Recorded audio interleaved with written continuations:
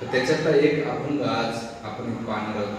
तो अभंग असं म्हणतो की मनुष्याने प्राण्यासारखं जीवन जगू नये किंवा प्राण्यासारखं जीवन जगू नका, असं त्यांचं हे अभंग म्हणतात. हा अभंग खूप महत्त्वाचा आहे, कारण की भौतिक जगामध्ये जे आपण जगत राहतो ते पामर अवस्थेमध्ये राहतो. आणि ही भौतिक इंद्रिय तृप्तीमध्ये आपण लीनता असं म्हणतो. लीनता असल्यामुळं आपल्याला मनुष्य जीवनाचं ध्येय काय हेच माहीत नाही. आपण कशासाठी आलो, आपण काय करतो ना आपण काय केलं पाहिजे. तर त्यासाठी तुकाराम महाराज म्हणतात, एका अभंगामध्ये म्हणतात, तरी जन्मा यावे दास विठ्ठलो विठ्ठलाचे भावे, नाहीतरी काय थोडी स्वान सुकरे बापुरी, ज्याले जन्माले ते फळ अंगी लागे नेहमी मळ, तुका म्हणे भले ज्याचे नावे मानवेल. हा अभंग एवढा सुंदर आहे. महाराज म्हणतात, तरी जन्मास यावे. जन्म घ्यायचा तर कशासाठी? दास विठोबाचे व्हावे, विठ्ठलाचे व्हावे. जन्माला आल्यानंतर तुम्ही विठ्ठलाचे दास नाही झाले तर काय? तुकाराम महाराज म्हणतात, नाहीतरी काय थोडी स्वान सुकरे बापुडी. अरे या जगामध्ये कितीतरी कुत्रे मांजर जन्म घेतात आणि आपलं जीवन जगतात. कुत्रे मांजर किडे मकोडे किती 84 लक्ष जीवन घेते, पण त्याचं जीवन जगू नका असं का म्हणतात? त्याच्यामध्ये हितोपनिषदामध्ये एक सुंदर श्लोकामध्ये म्हटलेलं आहे, आहार निद्रा भयमुळे तुमच्या सामान येतात पशु भिन्नाराना, धर्मही तेषां अधिको विशेष धर्मेहीना पशुभी सामाना. आहार निद्रा भयमुळे तुमचे सामान येतात पशुभी, दोघांना समान आहे. पशुभी समान. धर्मही तेषां, धर्म जाणतो, धर्मही तेषां अधिको विशेषो, जो विशेष गुण आहे धर्म जाणण्याचा तो कोणामध्ये? मनुष्यामध्ये. जर तो धर्म नाही जाणला तर काय? धर्मेहीना पशुभी सना. जर त्याने धर्म नाही जाणला तर केवळ पशु समान आहे. आता तुम्ही म्हणतो पशु का? तर इथे केवळ 4 गोष्टी साम्य. आहार ते पण खातात आपण खातो, निद्रा ते पण झोपतात आपण झोपतो, ते मैथून करतात आपण मैथून करतो, आणि रक्षण ते पण रक्षण करतात आपण पण करतो. त्यांना ह्या सहज गोष्टी भेटतात. म्हणून तुकाराम महाराज या अभंगाच्या माध्यमातून आपल्याला शिकवतात की तरी स्वान सुकरे बापडे, अरे कितीतरी जन्माला आले त्यांच्याकडे जीवन नका जगू. मग काय केलं पाहिजे? जन्माला ते फळ अंगी लागो नेहमी मळ. जन्माला आलेलं फळ लागलं पाहिजे. कोणतं फळ? जन्मदाबा परमपुंसा अंते नारायण स्मृती. भगवान नारायणाची आपण स्मृती केली पाहिजे. आणि ती नारायणाची स्मृती कधी होईल? किंवा प्रभूजी जेव्हा माझा मृत्यू काळ येईल ना तेव्हा मी भगवंताचं स्मरण करेन. नाही, तुम्हाला जर अंतिम काळी भगवंताचं स्मरण करायचं असेल तर आतापासून तुम्हाला स्मरण करावं लागेल. तेव्हा सुखात जर स्मरण झालं तर दुःखात तुमचं स्मरण येईल. सुखात जर तुम्हाला भगवंताचं स्मरण होत नसेल तर दुःखात किंवा त्या मृत्यूच्या वेळेस नाही तर तुम्हाला ते भगवंत आठवणार नाही. एवढं सोपं नाहीये भगवंताला आठवणं, स्मरण करणं. या जगातल्या भौतिक गोष्टी आपल्याला सहज आठवतात. ज्या आपण कधी कधी स्वप्नात बघतो, कितीतरी गोष्टी आठवतात की आपण त्याला कधी पाहिजे नसते. कारण का मागच्या जन्मामध्ये जी काही आपल्या मनावर चेतनेवर प्रभाव पडलेला असतो तो चेतनेमध्ये एवढा ठासून भरलेला असतो तो सहजासहजी बाहेर निघत नाही. म्हणून एखाद्या मटक्यामध्ये तुम्हाला तूप किंवा दूध भरायचं असेल, जोपर्यंत मटकं खाली होणार नाही तोपर्यंत आपण त्याच्यात भरू शकत नाही. तर त्याच प्रकारे तुम्ही किती भरण्याचा प्रयत्न करता तर ते भरल्या जाणारच नाही. तर त्या प्रकारे आपल्या हृदयातून आपल्या चेतनेतून जी इंद्रिय वासना आहे, भौतिक जगाची आसक्ती, तोपर्यंत निघत नाही. जोपर्यंत ती निघणार नाही तोपर्यंत भगवंत आपल्या हृदयामध्ये येणार नाही. म्हणून भागवताच्या दशम स्कंदामध्ये भगवान कृष्ण कधी प्रकट झाले? देवकीच्या गर्भातून पहिले 6 पुत्र मारले गेले. ईश्वर ठाकूर पाद म्हणतात की 6 पुत्र हे 6 अनर्थाचं प्रतीक आहे. आणि 6 अनर्थ निघून गेल्यानंतर 7वा गर्भ येतात, ते म्हणजे बलरामचे आदी गुरु येतात. आणि गुरु काय करतात? तिथे सगळं गर्भ त्याची तयारी भगवंताला येण्याची तयारी करताना स्वच्छ झाला का नाही. आणि मग बलरामजी येऊन गेल्यानंतर भगवंत देवकीच्या गर्भामध्ये प्रकट होतात. तर त्याच प्रकारे आपल्या हृदयामध्ये भगवंताला जो मळ आहे तो काढल्याशिवाय आपल्या हृदयामध्ये गुरुची कृपा झाल्यानंतर भगवंत प्रगट होते. एवढं सोपं नाहीये. म्हणून शरीरासाठी साबण आहे, कपड्यासाठी साबण आहे, त्या साबणाने सगळ्या वस्तू निघू शकतात, स्वच्छ होऊ शकतात. पण भगवंताच्या जोपर्यंत आपण हृदयामध्ये भगवंत भरणार नाही तोपर्यंत हृदयातला मळ निघणार नाही, चेतनेची मलिनता निघणार नाही. म्हणून तुकाराम महाराज काय म्हणतात इथे की अंगी लागे नेदी मळ, म्हणजे भौतिक आवरण, एवढं साचलेले भौतिक आवरण, ते आवरण आपल्याला एवढं प्रभावित करतं. याला म्हणतात दोन शक्ती, प्रेषात्मक शक्ती आणि आवरात्मक शक्ती. आवरण केले, जसं आवरण कसं, जसं एखादी गर्भवती स्त्री असते तिच्या गर्भाला आवरण केलं जातं, दिसत नाही, पण ती बाळंतीण झाली तर बाळ ते जन्माला येते. तसंच आपल्या जगावर मायाचं एवढं आवरण आहे की वास्तविक आपली स्थिती काय आहे आपण विसरलेलो. आपली वास्तविक स्थिती आहे जिवेर स्वरूप आहे कृष्ण रे नित्यदास. आपली स्वरूप स्थिती भगवंताचा दास असणं आणि प्रेषात्मक शक्ती आपल्याला भगवंताकडे. ते ह्या दोन शक्ती मनुष्याला कार्यरत करते. म्हणून आचार्य जसं अग्नी धुरांमुळे झाकला जातो, जोपर्यंत ओलं लाकूड असते तोपर्यंत ते धूरच निघतो, पण सुकले लाकूड असताना ते काय होते, अग्नी प्रज्वलित होते. तसंच हृदयामध्ये जोपर्यंत अनर्थ आहे तोपर्यंत भौतिक इंद्रियाची धुराचं निघणार आहे. धूर काय होते, स्वतः जळत नाही आणि दुसऱ्याला सुद्धा डोळ्याला त्रास द्यायचं काम करतात. त्याच प्रकारे आपले जे इंद्रिय वासना आहेत ते स्वतःला त्रस्त करतात आणि दुसऱ्या जगाला पण त्रस्त करतात. म्हणून इथे तुकाराम महाराज म्हणतात आणि अंगी लागे नेदी मळ, म्हणजे हे आवडलं. तुका म्हणे भले ज्याचे नाव मानवले, ज्याला भलं झालं त्याचे. तुका म्हणे ज्यानं भलं समजलंय.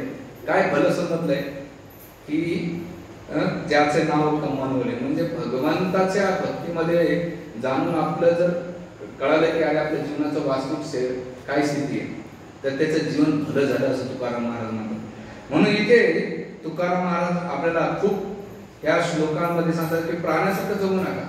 एवढं का, तर मनुष्य स्तरावर आहे. तुम्हाला रोज आम्ही मनुष्यचे, तुम्हाला कुठे प्राणी दिसतो का? नाही. चेतना, आहार निद्रा भरमैथुनाची चेतनाच्या वरून काय म्हणतात की मनुष्य स्तरावर जिज्ञासा करा, मी कोण आहे, माझा भगवंताशी काय संबंध आहे आणि मी काय केलं पाहिजे, काय करतोय, आणि या जगामध्ये सगळ्या गोष्टी असून सुद्धा मी सुखी आनंदी का नाही, माझ्या दुःखाचं कारण काय, आणि मृत्यूनंतर माझी अवस्था काय होणार, ह्या प्रश्नावर इथे प्रत्येक व्यक्ती, जसं तुम्ही मेडिसिन घेतात मॅन्युफॅक्चर आणि एक्सपायरी असते, तसं आपली मॅन्युफॅक्चरिंग झालेली पण एक्सपायरी पण डेट आहे, त्या तारीख दिलेली असते, पण याच्यावर तारीख नाही मनुष्याच्या याच्यावर.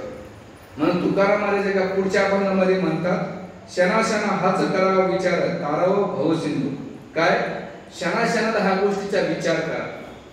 तुम्ही क्षणाक्षणात जेव्हा विचार करता, शरीर हे शब्दाचा अर्थ काय, जो मृत्यूकडे सरकत राहतो त्याला शरीर म्हणतात. आणि बघा आपल्या शाळेतले फोटो असं म्हणतात वैज्ञानिक, दर 7 वर्षांनी तुमच्या बॉडीतले सेल बदलत राहतात. तुमचं आत्मा तोच राहतो, पण चेहऱ्यामध्ये शरीरामध्ये खूप काही फरक पडतो. म्हणजे क्षण तुमच्या बॉडीमध्ये चेंजेस होत आहे.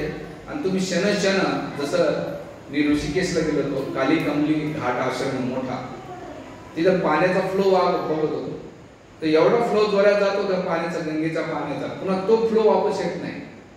तर त्याच प्रकारे आपलं जीवन त्या गंगेच्या पाण्यासारखं काळ्याच्या ओघाकडे एवढं पॉवरफुल वाहत आहे की तो क्षण मी जे पाणी पाहिलं पुन्हा तेच पाणी मला ते दिसत नाही, त्या वेगाने ते पाणी पुढे निघून गेलेलं असतं. तसं आपलं क्षण आपण जातो. म्हणून तुकाराम महाराज काय म्हणतात, क्षण हाच करावा विचार तरव भव सिंधू. याच्यामध्ये हाच विचार केला पाहिजे की भव सिंधू मी कसा पार केला पाहिजे. म्हणून तुकाराम महाराज भगवान पांडुरंग कमरेवर हात देऊन का उभे की हा भवसागर कमराईत काय, तुम्ही जो माझ्याकडे येतात त्यासाठी हा कमराईत काय, आणि जो माझ्याकडे येणार नाही तो त्यासाठी हा भवसागर खूप पार आहे. म्हणून भगवंत गीतेमध्ये म्हणतात, दैवी हिश गुणमयी मम माया दुरस्त आहे. माझी माया शक्ती अतिशय दुरस्त आहे, पण मामेव प्रपदन ते माया मित्र, जो मला शरण येतो तो सहज पार होतो. असं का सांगतो तुकाराम महाराज, एवढं तळमळीने का सांगतात, कारण त्यांना माहित आहे आपण म्हणत नाही बाबा भक्ती आता नाही नंतर करू, म्हातारपणी करू. काय गॅरंटी म्हातारपण म्हणतात, काहीच नाही. हॉस्पिटलमधील 3 दिवसाचे बाळ, गर्भामध्ये वारलेले 3 दिवसाचे, 6 दिवसाचे, 1 महिन्याचे, 2 महिन्याचे, कितीतरी जन्माला आल्यापासून नाही का कोणाचं काहीच माहित नाही, मृत्यू पावतात, शहाशहा लोक पावतात. असं तुकाराम महाराज एवढं सिरियसली का सांगतात, तर पुढच्या लाईनमध्ये म्हणतात, नाशिवंत देह जाणार सकाळशी, आयुष्य खात काळ सावधान. नाशिवंत देह आहे, ह्या शरीर नाही का बघा, आपण एक टाइम जर ब्रश नाही केला ना, हे शरीर दिसायला खूप पॅकिंग चांगली, बाहेरून आवरण एवढं सुंदर आहे. जसं एखादा कोणतंही कुरकुऱ्याचा पाकिट घ्या मॉलमध्ये, पॅकिंग खूप चांगली असते, पण आतमध्ये उघडल्यानंतर कळतंय. जसं ते कुरकुऱ्याचं पाकिट दिसायला फुगार असतो, वेफरचे पाकिट, उघडल्यानंतर 4-5 वेफर्स भेटतात त्याच्यामध्ये, त्याच्यात मटेरियल किती काहीच नाही. तर त्याच प्रकारे आपली पॅकिंग खूप चांगली, स्त्री पुरुषाची, काळा गोरा ज्ञानी अज्ञानी, पण आतमध्ये माल मटेरियल एवढं भयंकर भरलेले. जेव्हा आपण वॉशरूमला जातो तर आपल्या संपर्कात जो कोणी येतो तो दूषित होतो. बघा, रात्री आपण समोसे खाल्ले, गुलाबजाम खाल्ले, आपल्या संपर्कात आल्यानंतर गुलाबजाम आणि समोसेची अवस्था काय असते दुसऱ्या दिवशी, त्याचं स्वरूपच बदललेलं असतं. तुम्ही नवीन कपडे घ्या, ते कपडे 2-3 महिने घाला, मध्ये कपडे खराब झाले. कपडे खराब नाही, तुमच्या संपर्कामध्ये येऊन ते खराब झाले. म्हणजे याचा अर्थ काय, आपल्या संपर्कामध्ये जो कोणी येतो तो दूषितच होतो. म्हणून इथे नाशिवंत देह हा नाही का, आपण जी डाळ खातो ना, एक दिवस मी आम्हाला एका भातात डबा पाठवला होता, रात्री 11:30 वाजले होते येताना, तर सकाळी ती डाळ बनल्यानंतर एवढा घाण वास आला त्या डाळीचा. म्हणलं जी गोष्ट आपण खातो ती 3 घंट्यानंतर नासून जातात. ते शरीर सुद्धा नाही का, जर तुम्ही 12 घंट्याच्या आत ठेवलं ना, डेड बॉडीतून वास येतो. अहो, लहान कशाला आपलं ब्रश नाही केलं ना, आपल्यालाच वास येतो. म्हणून या 9 चित्रातून चांगल्या गोष्टी कमी, वाईटच गोष्टी जास्त निघतात ना. कानातून मळ, नाकातून नाही का, डोळ्यातून शिपळ, अश्रू, या 9 चित्रातून एवढी घाण निघते. पण कधी कधी आपल्याला वाटतं या जगातल्या जे आकर्षण पॅकिंगला पण आकर्षित होतो. पण नाशिवंत ते ह्या शरीराला एवढं जेवढी काळजी करतो, ते शरीर नाशिवंत आहे. आणि सगळ्यात जास्त प्रेम कोणी करीत असेल त्या शरीरावरच करतो. म्हणून आचार्य तुकाराम महाराजांसारखे आपल्याला संत सांगतात की नाशिवंत देह जाणार सकाळाशी. की सकळ ह्या शब्दाचा अर्थ काय, त्याला काळ नाहीये. तो काही तुम्हाला सांगून हे देणार नाही बाबा की तुम्हाला, जसं परीक्षित महाराजाला निमंत्रण भेटलं 7 दिवसात तुमचा मृत्यू येणार आहे, आपल्याला काही इंडिकेट भेटणार नाही. जाता जाता कधी काय होऊ शकेल, बसल्या बसल्या हार्ट अटॅक आला. आमचे भक्त आहेत, ओळखीचे आहेत, ते त्यांच्या घरात म्हणून रात्री नवरा बायको झोपले सोबत, सकाळी प्रभूजी उठलेच नाही, वय किती 52. म्हणलं जवळ कोणी असू द्या, या जगात सगळ्यात जास्त जवळ कोणी असेल ना तुमच्या, तो तुमच्या जवळ असेल तर तो मृत्यू होईल. जगातली कोणती ताकद त्या मृत्यूला थांबवू शकत नाही. म्हणून प्रत्येक क्षणाला काय दिलेलं आहे, आयुष्य खातो काळ सावधान. लग्नामध्ये म्हणतात सावधान. सावधान कशासाठी बाबा, एकमेकाला टॉलरन्स करायचा तर सावध व्हा.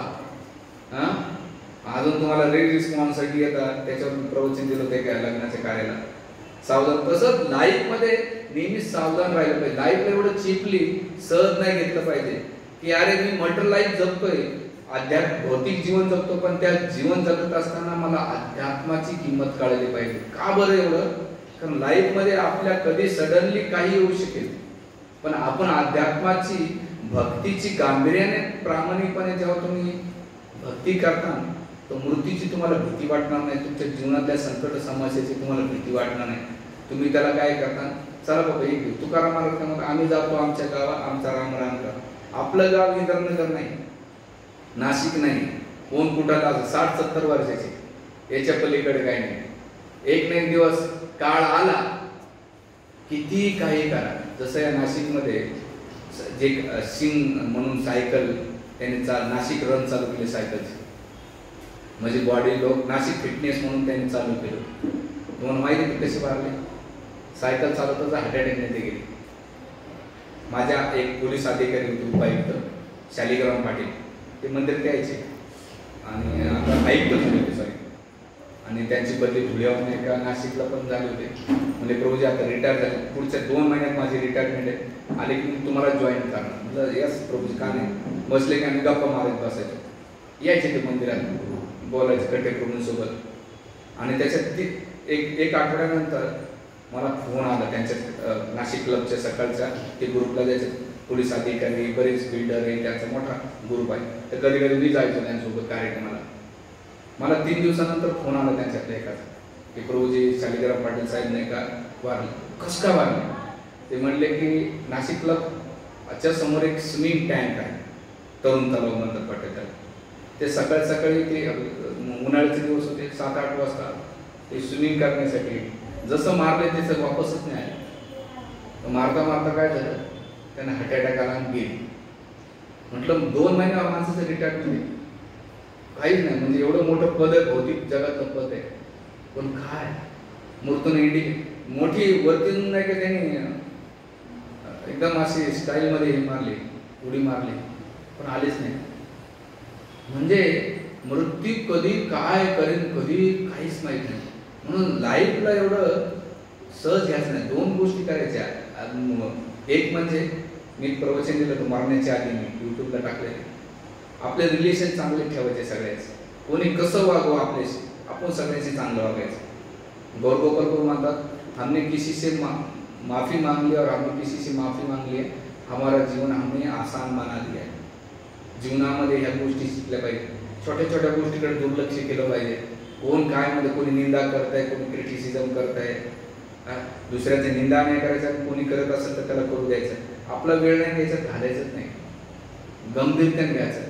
याच्यासाठी नाही दिलं आपल्याला भगवान ईश्वरानं आपल्याला जे जीवन दिलंय ते दुसऱ्यासाठी, दुसऱ्यामध्ये दोष पाहण्यासाठी नाही दिलेले.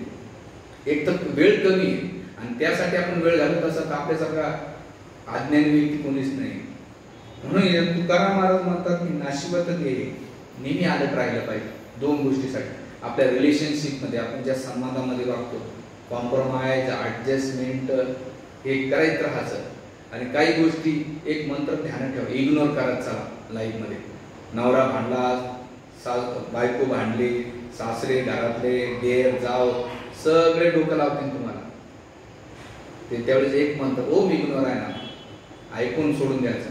लोकांना वाटलं पाहिजे हे बधीर छाप आहे का काय, याला बोलतो, त्याला फरक पडू द्या. आपल्याला याचं रिमोट त्याच्या हातात नाही द्यायचं. असं तुम्ही जेव्हा जीवन जगतात ना, आग लगे बस्ती में बाबा अपनी मस्ती में, आपले जीवन जगलं पाहिजे. दुसऱ्याच्या टेन्शन पाहिजे आपण नाही करत. का मृत्यू कधी येऊ शकेल ती गोष्ट ठेवायची. आणि दुसरी गोष्ट, याचा अर्थ हे काय निष्काळजी नाही पण करायचा. आपल्या जिम्मेदाऱ्या आणि आपले कर्तव्य आपण पार पाडायचे. ते करीत असताना दुसरी महत्वाचे भक्तीला गांभीर्याने घ्यायचं. कारण मृत्यूच्या वेळेस सगळ्या गोष्टी इथंच राहणार, एक सुद्धा तुमच्या सोबत येणार नाही. धड मिळून या पोटी सगळे येणार लंगुटी, जीवनभर धनाच्या माग मरमर मरमर करतात पण सोबत लंगुटी सुद्धा येत नाही राव. शेवटी नाही का ते कफनचा कपडा आणला जातो, पांढरा कपडा, एक मोठा कपडा, त्याला फाडल्या जाताना आतमध्ये टाकल्या जाते. मी मध्यंतरी एका आजी वारल्या होत्या, वारल्यानंतर 2 सुना रडत होत्या. माझा प्रवचन म्हणलं या म्हातारे या सुना कधी रडल्या नाही, म्हातारीचं आज कसं काय एवढं प्रेम. तर त्या दोघींचं लक्ष आहे त्या म्हातारीच्या गळ्यात त्या गोरमाळाकडे होतं. म्हणजे ते म्हातारीची प्रेम होतं त्या गोरमाळाचे होतं. आणि माझे आता मामा वारले 2-3 महिने झाले, तर जाताना मामाच्या हातातल्या 2-3 अंगठ्या सगळं काढून घेतलं. म्हणजे ज्या मामानं असे कवडे मोल मोल करून नाही का मासिक चोकून चोकून धन कमवलं, कधी भाच्याच्या हातात 500 रुपये सुद्धा दिले, एवढं मोठं घर 500 सुद्धा नाही दिले.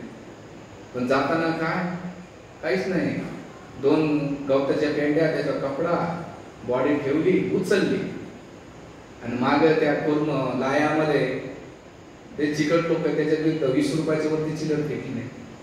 म्हणजे या जगातली रियालिटी आपल्याला कळत कसं नाहीये की अरे आपण ज्या धन मिळून या कोटी सवय येणार लंगोटी सुद्धा सोबत येत नाही, तरी मर करतो ना, स्वतःसाठी जगतो ना, परिवारासाठी जगतो ना, अध्यात्मासाठी जगतो.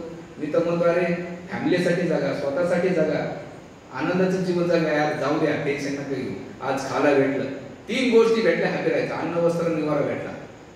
आजचा दिवस आनंद येण्याला झोप चांगली लागते, टेन्शन नाही, उद्याचा दिवस उद्या बघू. हे जीवन खूप आनंदाचं जीवन आहे. कारण का नाशिवंत देह जाणार सकाळ, आयुष्य खात काळ, आयुष्य तुमचं खात राहत आहे. आणि म्हणून तुकाराम महाराज म्हणतात सावधान, काय सावध व्हा तुम्ही आणि काय करा, संत समागणी धरून आवडी. आता याच्यातून निघायचं कसं? ते म्हणतात संतांची संगती करा. संतांची संगती तोच मनोमार्ग.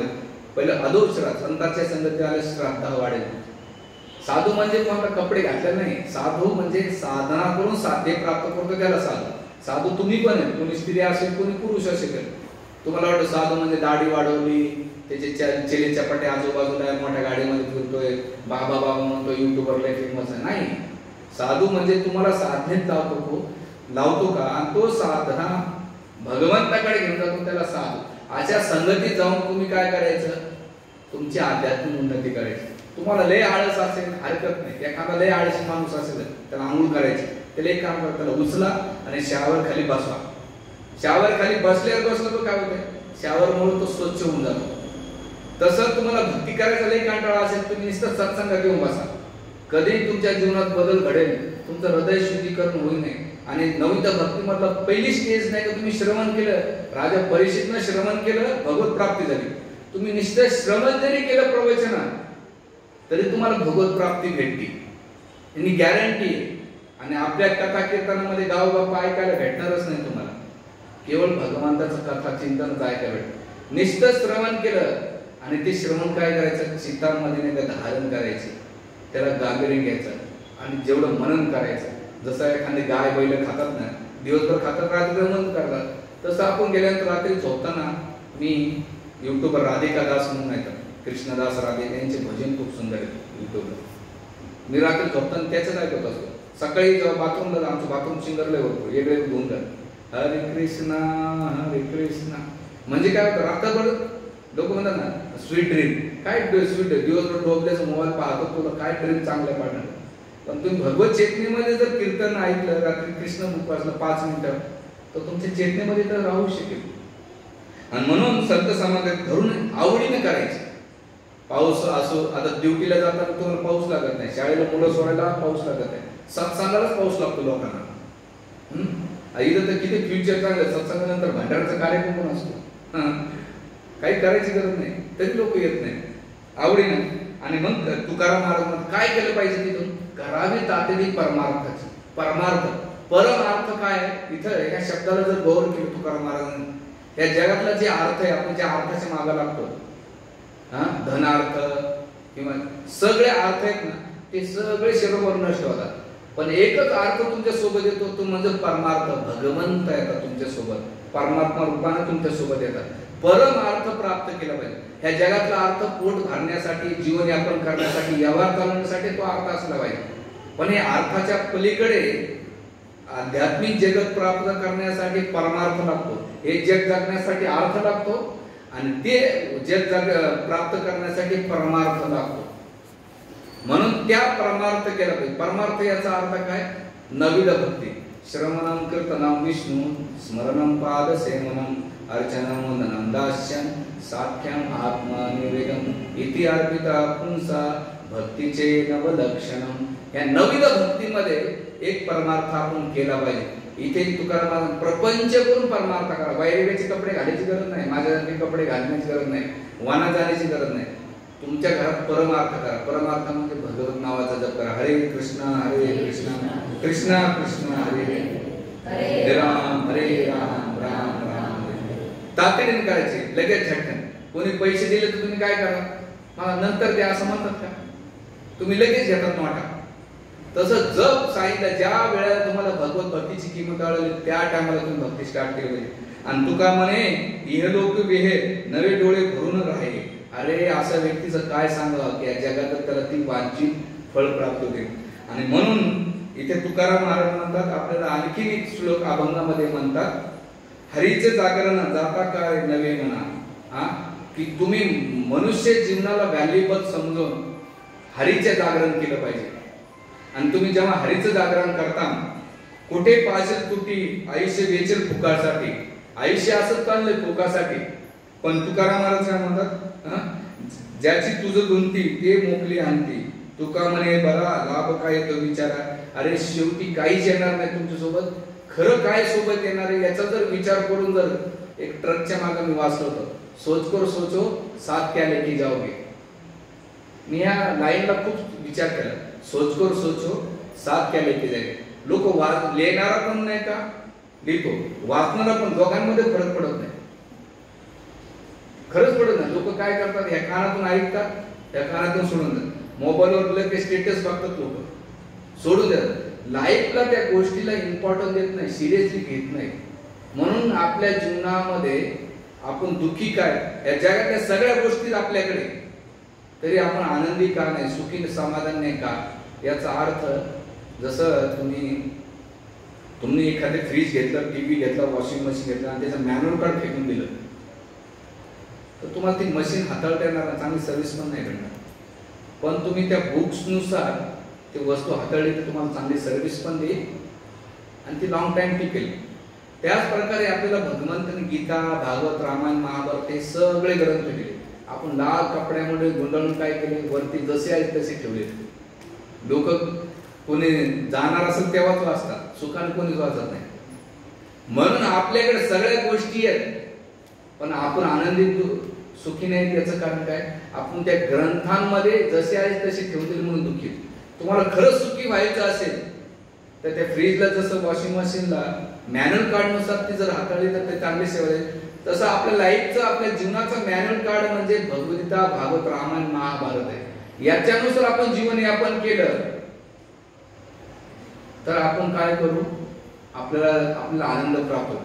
पण दुर्दैव असं आपल्या हिंदू धर्माचं, आपल्याकडे सगळ्याकडे ग्रंथ आहे, लोकांना पेपर वाचायला वेळ आहे, मोबाईल पाहायला वेळ आहे, रील पाहायला आहे, इंस्टाग्रामवर पाहायला आहे, सगळ्या गोष्टी करायला वेळ आहे, पण ग्रंथ वाचायला कोणाला वेळ नाही. म्हणून आपण सगळ्यात जास्त व्हॉट्सअप पुराण, युट्यूब पुराणावरच विश्वास ठेवतो आणि त्याला काही सर्व काय म्हणतात.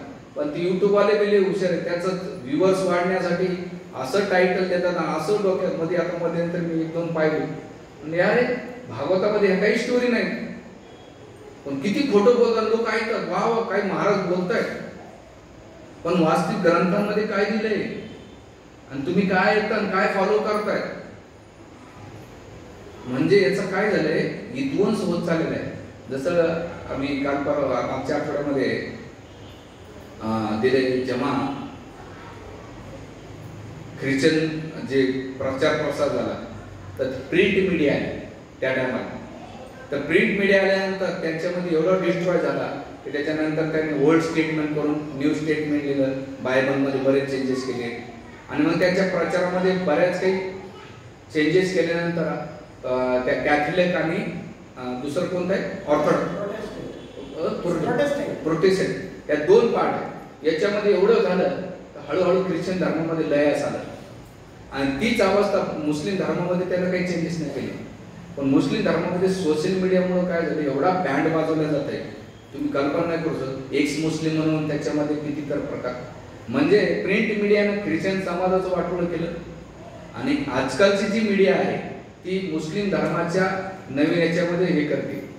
त्याच प्रकारे आता हिंदू धर्मामध्ये काय झालं, हिंदू धर्मामध्ये जे लेफ्टिस्ट विचाराचे, डाव्या विचारसरणीचे लोक तुमच्या मनामध्ये पहिली होते, घरामध्ये रामायण ठेवलं, महाभारत ठेवलं की भांडणं होतात, हे नाही ठेवलं पाहिजे.